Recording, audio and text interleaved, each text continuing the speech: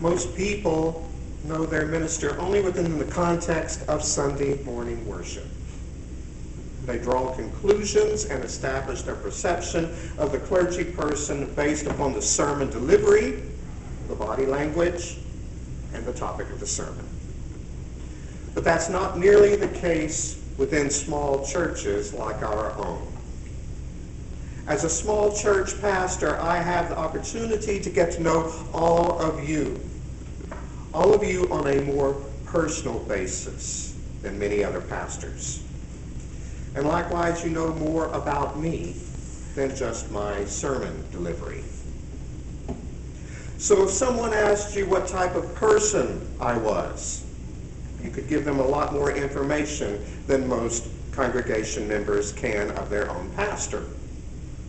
You might mention that I am in a long-term relationship with Mark, which would probably elicit looks of compassion and sympathy toward Mark while raising the question as to how I managed to get so lucky. You might go on to say that I am very involved in HIV ministry. And since people have different ideas about AIDS and HIV, their opinions about why I am involved in such a ministry would be just as varied.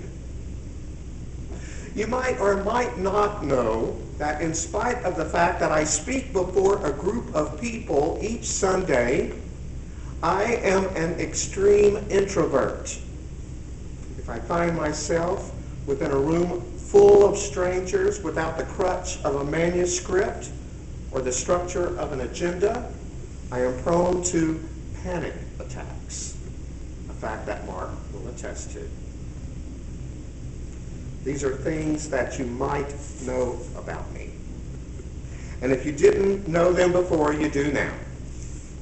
And yet other people may have a completely different perception of me.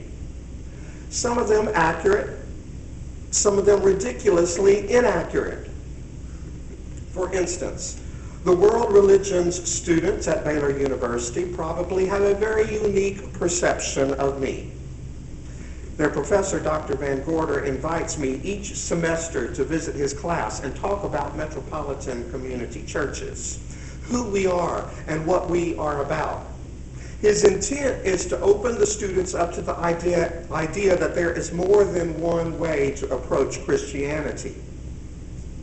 You can always pick out the students who have not bothered to read their syllabus describing the speakers for the upcoming semester. They are the ones who initially greet me with a warm smile and even a handshake as they are introduced to the pastor of a local church they have not heard of.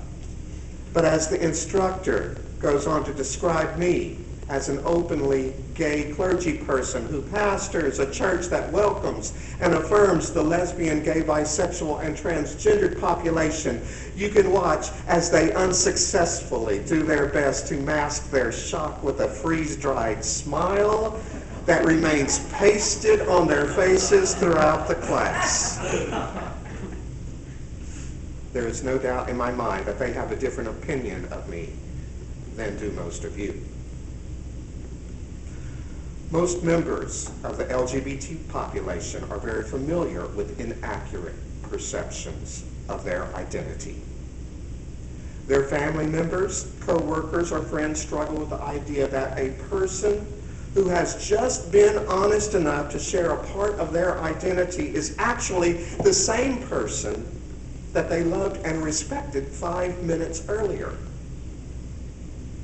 Hopefully those people come to realize that it's not the person who came out of the closet that has changed.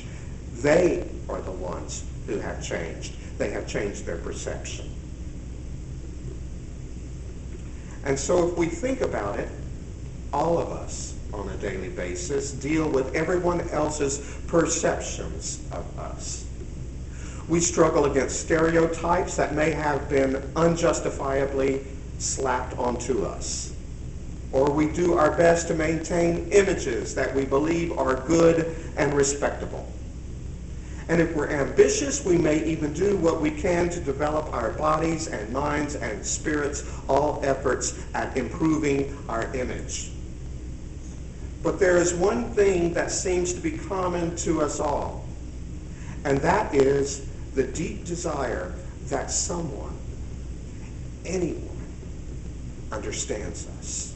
The hope that there is at least one person in this world who knows us as we know ourselves.